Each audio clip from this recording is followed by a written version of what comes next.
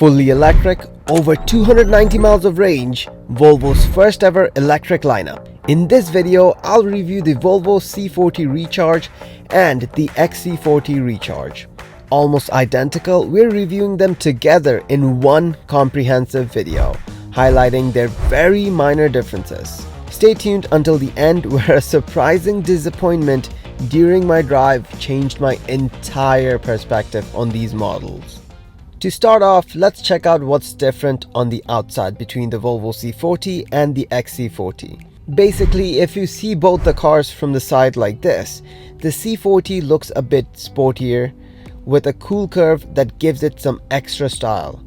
Both cars are built on the same platform and have pretty much the same body, wheelbase and battery size, but the C40 is a bit low to the ground.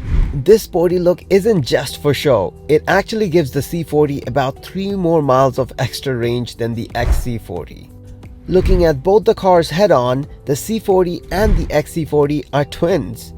From the back though, they're not quite identical.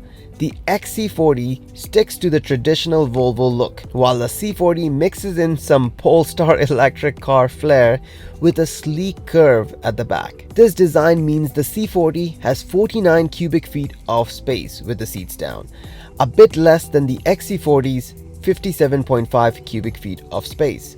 So you're trading in about 8.5 cubic feet of extra room in the XC40 for an extra 3 miles of range in the C40. Also, the C40 costs a bit more than the XC40. Under the hood of the Volvo XC40 and C40 Recharge offers a 21-liter frunk, a modest space for a few essentials. While this isn't as large as the Tesla Model Y's frunk, which offers a 117-liter capacity, it's still a handy feature to have a frunk. You can store a few things like the home charger and the safety vest. Additionally, there's a tire repair kit tucked away, something not standard in a Tesla.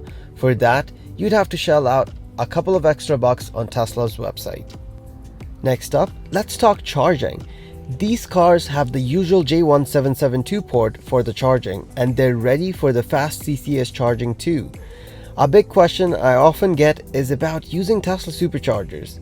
From my experience, non-Tesla fast chargers aren't always great. I tested a preconditioned Tesla and only got about 40 kilowatt hour from a charger that should have hit 100 kilowatts.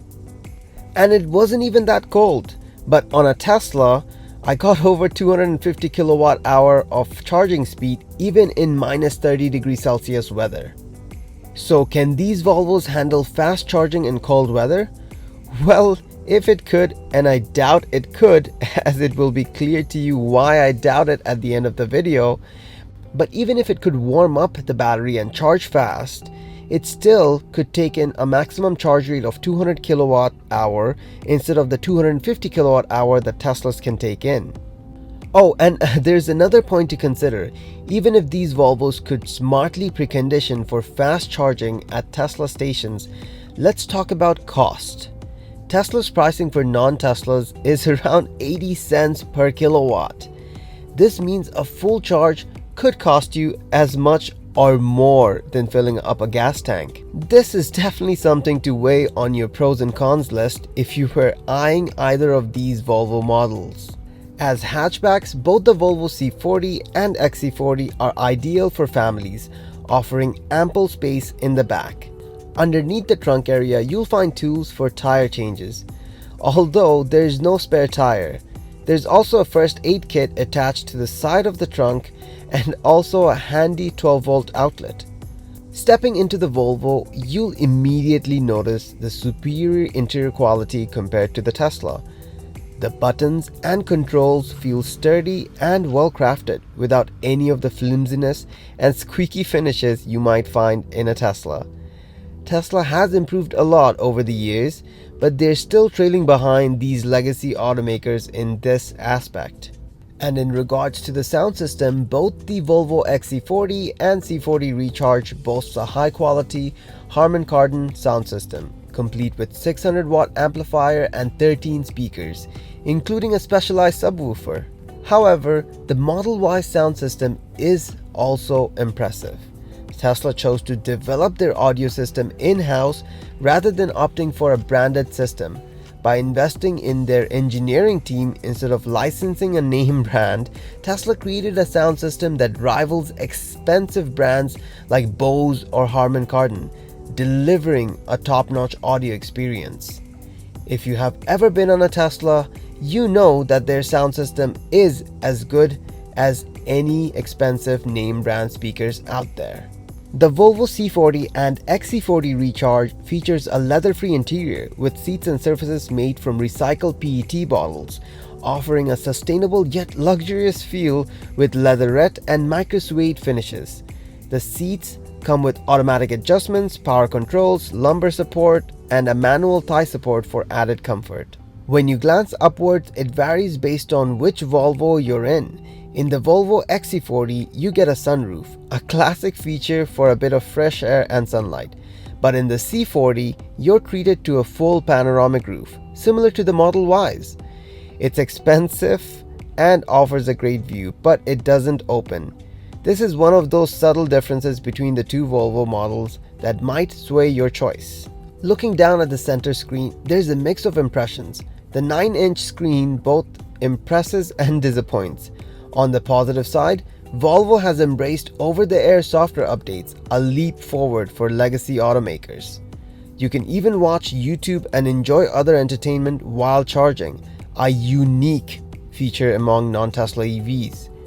However, the interface isn't as user-friendly and feels one-dimensional, lagging behind the Tesla's smoother experience. But it's integrated with Google Play and you can control almost anything in the car by saying, "Hey Google."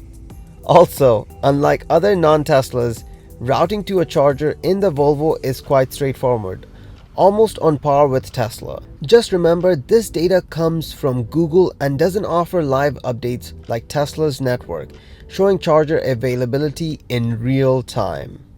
Lastly, a small, very Volvo-esque touch. You can monitor air quality both inside and outside the car. A neat little feature adding to the overall experience. But now, before we hit the road, I want to show you the ambient lighting. It's subtle now, but here's an idea of how cool it looks at night.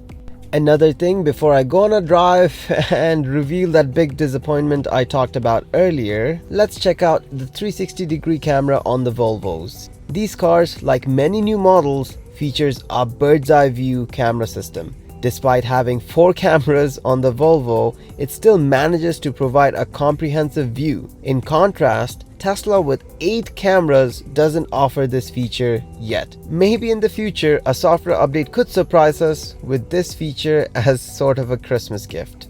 Initially, my view on the Volvo was really positive, to the point where I was actually considering it as a second car. It checked all the boxes for an EV owner and could see it fitting perfectly in my garage. Who wouldn't want a car from the pioneers of safety? The ride quality was top-notch and it passed all my tests with flying colors until I hit the highway. As I sped up, I noticed that the power kept cutting off even at low speeds, and the regenerative braking also kept on cutting off and was very inconsistent. It seemed like a cold battery issue, but the temperature wasn't even that cold. It was barely below freezing. This raised concerns about its performance in the extreme cold we get here in Canada. This was especially risky when I was overtaking a trailer and the power cut off in the middle. Unlike Tesla, which shows you available power, the Volvo didn't offer this clarity.